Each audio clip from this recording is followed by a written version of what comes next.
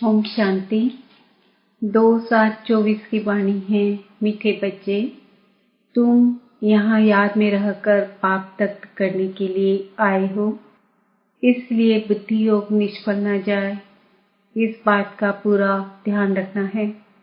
प्रश्न: कौन सा सूक्ष्म विकार भी अंत में मुसीबत खड़ी कर देता है?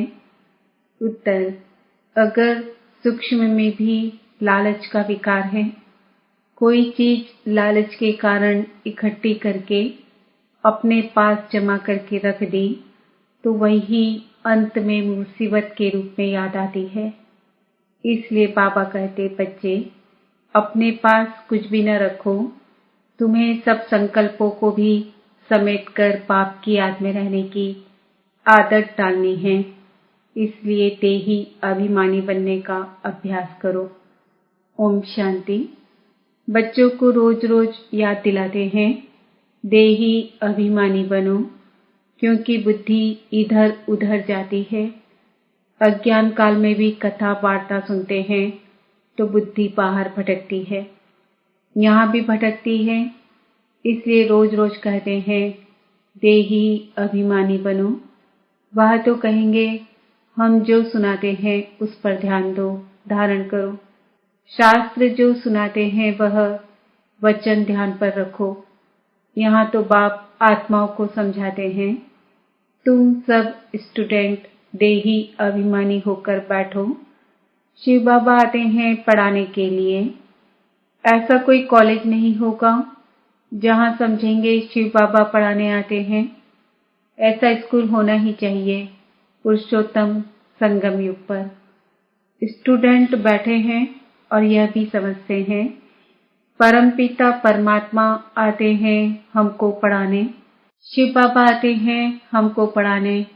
पहली बात समझाते हैं, तुमको पावन बनना है तो माँ में कम याद करो, परंतु माया घड़ी घड़ी भुला देती है। इसलिए बाप खबरदार करते हैं, कोई को समझाना है तो भी पहली बात समझाओ कि भगवान कौन है।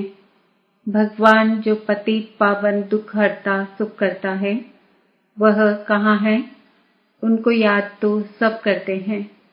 जब कोई आफतें आती है कहते हैं, हे भगवान रहम करो। किसको बचाना होता है तो भी कहते हैं, हे भगवान, ओ गॉड हमको दुख से लिबरेट करो। दुख तो सबको है, यह तो पक्का मालूम है। सतयुग को सुखधाम कहा जाता है, कलयुग को दुखधाम कहा जाता है। यह बच्चे जानते हैं, फिर भी माया भुला देती है।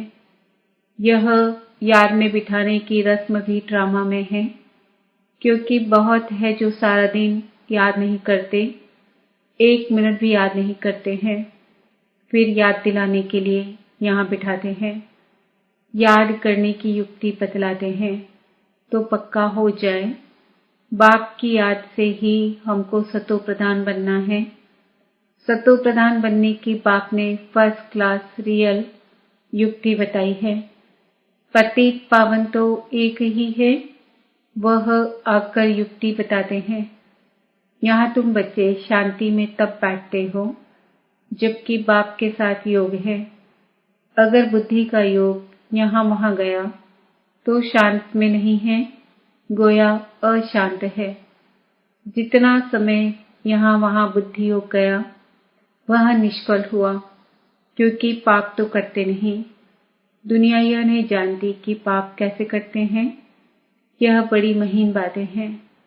बाप ने कहा है, मेरी याद में बैठो, तो जब तक याद की तार जुटी हुई है उतना समय सफलता है। जरा भी बुद्धि इधर उधर गई तो वह टाइम वेस्ट हुआ, निष्फल हुआ। बाप का डायरेक्शन है ना कि बच्चे मुझे याद करो। अगर याद नहीं किया तो निष्फल हुआ। इससे क्या होगा? तुम जल्दी सतो प्रधान नहीं बनेंगे, फिर तो आदत पड़ जाएगी। यह होता रहेगा। आत्मा इस जन्म के पाप तो जानती है। भल कोई कहती है हमको याद नहीं है, परंतु बाबा कहते हैं 3-4 वर्ष से लेकर सब बातें याद रहती है। शुरू में इतने पाप नहीं होते हैं जितने बाद में होते हैं। दिन प्रतिदिन क्रिमिनलाई होती जाती है। त्रेता में 2 कला कम होती है। चंद्रमा की 2 कला कितने में कम होती है? धीरे धीरे कम होती जाती है। फिर 16 कला संपूर्ण भी चंद्रमा को कहा जाता है, सूर्य को नहीं कहते। चंद्रमा की है 1 मास की बात, यह फिर है कल्प की बात। दिन प्रतिदिन नीचे उतरते जाते हैं, फिर याद की यात्रा से ऊपर चढ़ सकते हैं। फिर तो दरकार नहीं जो हम याद करें और ऊपर चढ़ें। सतयुग के बाद फिर उतरना है। सतयुग में भी याद करें तो नीचे उतरे ही नहीं। ड्रामानुसार उतरना ही है तो याद ही नहीं करते हैं। उतरना भी जरूर है। फिर याद करने का उपाय बाप ही बतलाते हैं, क्योंकि ऊपर जाना है। संगम पर ही आकर बाप सिखलाते हैं कि अब चढ़ती कला शुरू होती है। हमको फिर अपने सुखधाम में जाना है। बाप कहते हैं अब सुखधाम में जाना है तो मुझे याद करो। याद से ही तुम्हारी आत्मा सतो प्रधान बन जाएगी। तुम दुनिया से निराले हो। वैकुंठ दुनिया से बिल्कुल न्यारा है। वैकुंठ था, अब नहीं है। कल्प की आयु लंबी कर देने के कारण भूल गए हैं। अभी तुम बच्चों को तो वैकुंठ बहुत नजदीक दिखाई देता है। बाकी थोड़ा टाइम है। याद की यात्रा में ही कमी है, इसलिए समझते हैं अभी टाइम है। याद की यात्रा जितनी होनी चाहिए उतनी नहीं है। तुम पैगाम पहुंचाते हो ड्रामा के प्लान अनुसार। कोई को पैगाम नहीं देते हैं तो गोया सर्विस नहीं करते हैं। सारी दुनिया में पैगाम तो पहुंचाना है कि बाप कहते हैं माँ में कम याद करो। गीता पढ़ने वाले जानते हैं एक ही गीता शास्त्र है जिसमें यह महावाक्य है, परंतु उसमें श्री कृष्ण भगवान वाच लिख दिया है तो याद किसको करें? वह शिव की भक्ति करते हैं, परंतु यथार्थ ज्ञान नहीं जो श्रीमत पर चले। इस समय तुमको मिलती है ईश्वरी मत, इनके पहले थी मानव मत। दोनों में रात दिन का फर्क है। मानव मत कहती है ईश्वर सर्वव्यापी है, ईश्वर की मत कहती है नहीं। बाप कहते हैं मैं आया हूँ स्वर्ग की स्थापना करने, तो जरूर यह नर्क है। यहाँ 5 विकार सब में प्रवेश है। विकारी दुनिया है तब तो मैं आता हूँ निर्विकारी बनाने के लिए। जो ईश्वर के बच्चे बने उनके पास विकार तो हो नहीं सकते। रावण का चित्र 10 शीश वाला दिखाते हैं। कभी कोई कह न सके कि रावण की सृष्टि निर्विकारी है। तुम जानते हो अभी रावण राज्य है। सभी में 5 विकार है। सतयुग में है राम राज्य, कोई भी विकार नहीं। इस समय मनुष्य कितने दुखी हैं, शरीर को कितने दुख लगते हैं। यह है दुखधाम। सुखधाम में तो शारीरिक दुख भी नहीं होते हैं। यहाँ तो कितनी हॉस्पिटल्स भरी हुई है। इनको स्वर्ग कहना भी बड़ी भूल है। तो समझकर औरों को समझाना है। वह पढ़ाई कोई को समझाने के लिए नहीं है। इम्तिहान पास किया और नौकरी पर चढ़ा। यहाँ तो तुमको सबको पैगाम देना है। सिर्फ एक बाप थोड़े ही देंगे। जो बहुत होशियार है उनको टीचर कहा जाता है। कम होशियार है तो उनको स्टूडेंट कहा जाता है। तुम्हें सबको पैगाम देना है, पूछना है भगवान को जानते हो? वह तो बाप है सबका। तो मूल बात है बाप का परिचय देना, क्योंकि कोई जानते नहीं है। ऊंचते ऊंच बाप है। सारे विश्व को पावन बनाने वाला है। सारा विश्व पावन था जिसमें भारत ही था। और कोई धर्म वाला कह न सके कि हम नई दुनिया में आए हैं। वह तो समझते हैं हमारे से आगे कोई होकर गए हैं। क्राइस्ट भी जरूर कोई में आएगा, उनके आगे जरूर कोई थे। बाप बैठ समझाते हैं, मैं इस ब्रह्मा तन में प्रवेश करता हूँ। यह भी कोई मानते नहीं कि ब्रह्मा के तन में आते हैं। अरे ब्राह्मण तो चाहिए जरूर। ब्राह्मण कहाँ से आएंगे? जरूर ब्रह्मा से ही तो आएंगे ना। अच्छा, ब्रह्मा का बाप कभी सुना? वह है ग्रेट ग्रेट ग्रैंडफादर। उनका साकार फादर कोई नहीं। ब्रह्मा का साकार बाप कौन? कोई बतला न सके। ब्रह्मा तो गाया हुआ है। प्रजापिता भी है, जैसे निराकार शिव बाबा कहते हैं। उनका बाप बताओ। फिर साकार प्रजापिता ब्रह्मा का बाप बताओ। शिव बाबा तो एडॉप्ट किया हुआ नहीं है, यह एडॉप्ट किया हुआ है। कहेंगे इनको शिव बाबा ने एडॉप्ट किया। विष्णु को शिव बाबा ने एडॉप्ट किया है, ऐसा नहीं कहेंगे। यह तो तुम जानते हो, ब्रह्मा सो विष्णु बनते हैं। एडॉप्ट तो हुआ नहीं। शंकर के लिए भी बताया है, उनका कोई पार्ट है नहीं। ब्रह्मा सो विष्णु, विष्णु सो ब्रह्मा, यह 84 का चक्र है। शंकर फिर कहाँ से आया?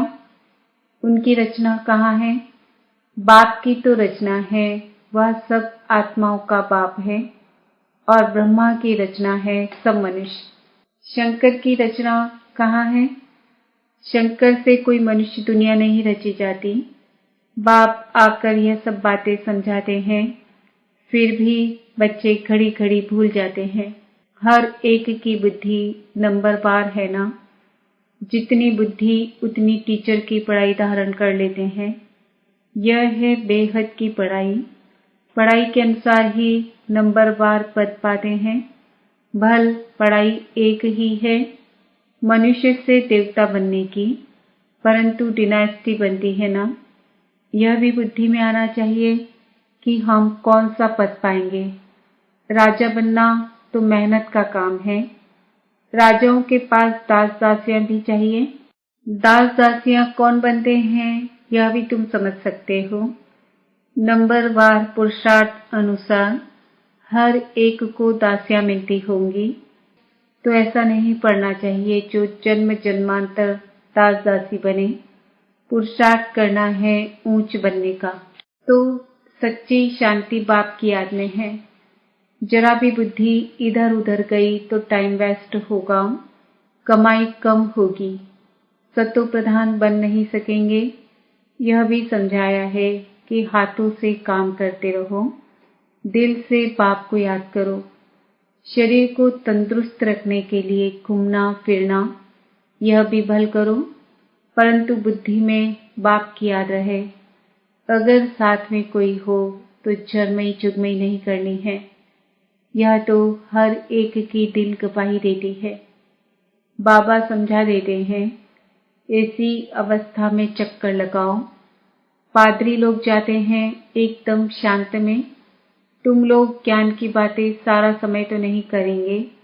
फिर जबान को शांत में लाकर शिव बाबा की याद में रेस करनी चाहिए। जैसे खाने के समय बाबा कहते हैं, याद में बैठकर खाओ, अपना चार्ट देखो। बाबा अपना तो बताते हैं कि हम भूल जाते हैं। कोशिश करता हूँ, बाबा को कहता हूँ, बाबा हम पूरा समय याद में रहूंगा। आप हमारी खांसी बंद करो, शुगर कम करो। अपने साथ जो मेहनत करता हूँ वह बताता हूँ, परंतु मैं खुद ही भूल जाता हूँ, तो खांसी कम कैसे होगी।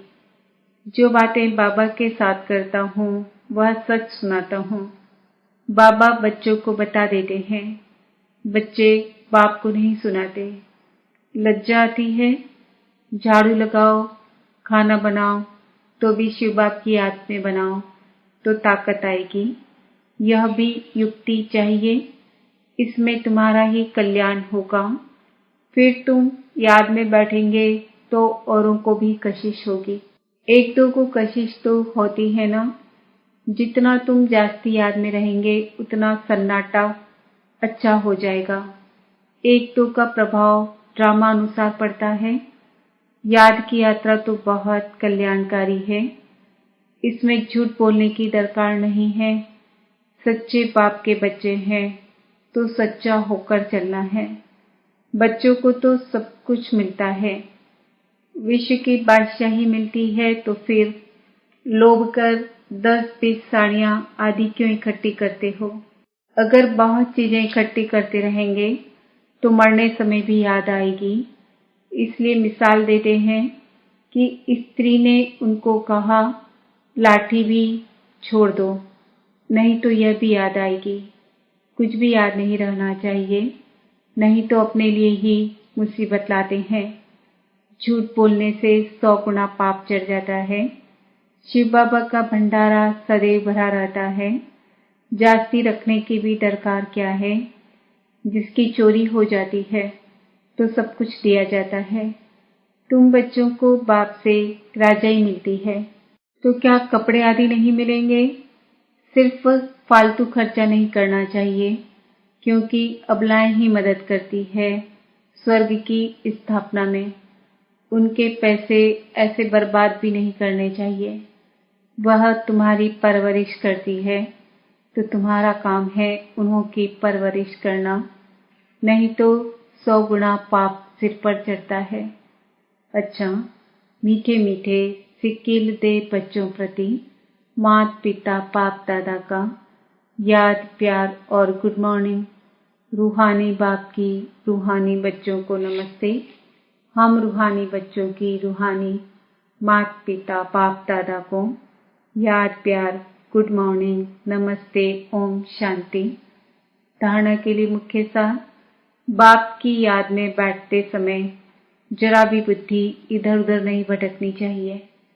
सदा कमाई जमा होती रहे, याद ऐसी हो जो सन्नाटा हो जाए। शरीर को तंदुरुस्त रखने के लिए घूमने फिरने जाते हो तो आपस में झरमई झुगमई नहीं करना है।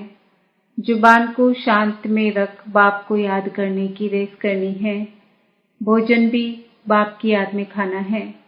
वरदान, निश्चय बुद्धि बन कमजोर संकल्पों की जाल को समाप्त करने वाले सफलता संपन्न भव। अभी तक मेजॉरिटी बच्चे कमजोर संकल्पों को स्वयं ही इमर्ज करते हैं। सोचते हैं पता नहीं होगा या नहीं होगा। क्या होगा? यह कमजोर संकल्प ही दीवार बन जाते हैं और सफलता उस दीवार के अंदर छिप जाती है। माया कमजोर संकल्पों की जाल बिछा देती है, उसी जाल में फंस जाते हैं। इसलिए मैं निश्चय बुद्धि विजयी हूँ। सफलता मेरा जन्म सिद्ध अधिकार है। इस स्मृति से कमजोर संकल्पों को समाप्त करो। स्लोगन, तीसरा, ज्वालामुखी नेत्र खुला रहे तो माया शक्तिहीन बन जाएगी। ओम शांति। आज का सम्मान है, मैं आत्मा सफलता